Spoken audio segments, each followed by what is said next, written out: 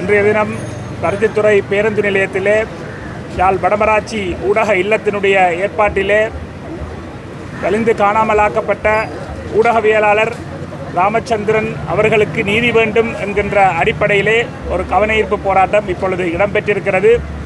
15/2/2007 ஸ்ரீலங்கா இராணுவத்தினராலும் ஸ்ரீலங்கா இராணுவத்தோடு சேர்ந்து இயங்கிய இபிடிபி ஒட்டுக்குழுவினராலும் வலிந்து கைது செய்யப்பட்டு கலிகை சந்தியிலே அமைந்திருந்த இராணுவ முகாமில் கைது செய்யப்பட்டு பிற்பாடு தடுப்பில் வைக்கப்பட்டு இன்று வரை அந்த ஊடகவியலாளருக்கு ராமச்சந்திரன் ஊடகவியலாளருக்கு என்ன நடந்தது என்பது எந்தவித விசாரணைகளுமின்றி தொடர்ந்து கொண்டிருக்கிறது.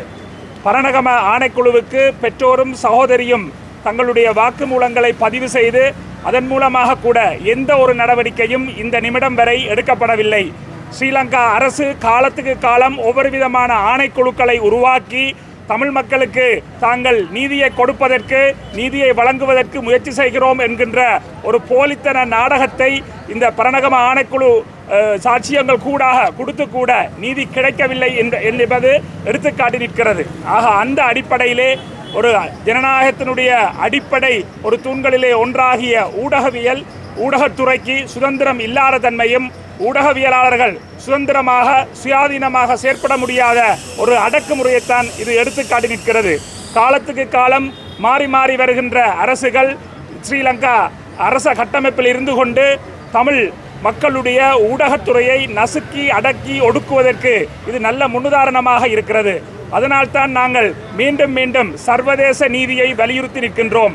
சர்வதேச சமூகம் எங்களுடைய இந்த நீதி ஊடகவியலாளர் ராமச்சந்திரனுக்கு நடைபெற்ற அந்த காணாமல் ஆக்கப்பட்ட சம்பவத்துக்கு அந்த இன அழிப்புக்கு பொறுப்பு கூற வேண்டும். ஸ்ரீலங்கா அரசுக்கு அழுத்தத்தை கொடுப்பதன் ஊடாக இப்படியான ஊடகவியலாளர்கள் தமிழ் பரப்பிலே காலத்துக்கு காலம் காணாமல் ஆக்கப்பட்டும் கொன்றொழிக்கப்பட்டும் படுகொலை செய்யப்பட்டும் வருகின்ற சம்பவங்களுக்கு முற்றுப்புள்ளி வைக்கப்பட வேண்டும். எப்பொழுது தமிழர்களுக்கு தங்களுடைய சுய நிர்ணய உரிமையை தீர்மானிக்கக்கூடிய ஒரு நிரந்தர அரசியல் தீர்வு வழங்கப்படுகிறதோ அப்பொழுதுதான் தமிழர்களை ஆட்சி செய்யக்கூடிய ஒரு நிலை ஏற்படும் பொழுதுதான் ஊடக சுதந்திரம் என்பது முற்றுமுழுதாக உறுதிப்படுத்தப்படும் என்ற அடிப்படையிலே சர்வதேச சமூகம் இதற்காக குரல் கொடுக்க வேண்டும் என்று சொல்லி பொத்துவில் தொடக்கம் பொலிகண்டி வரை மக்கள் பேரெழுச்சி இயக்கத்தின் சார்பிலே வேண்டி நிற்கின்றோம்.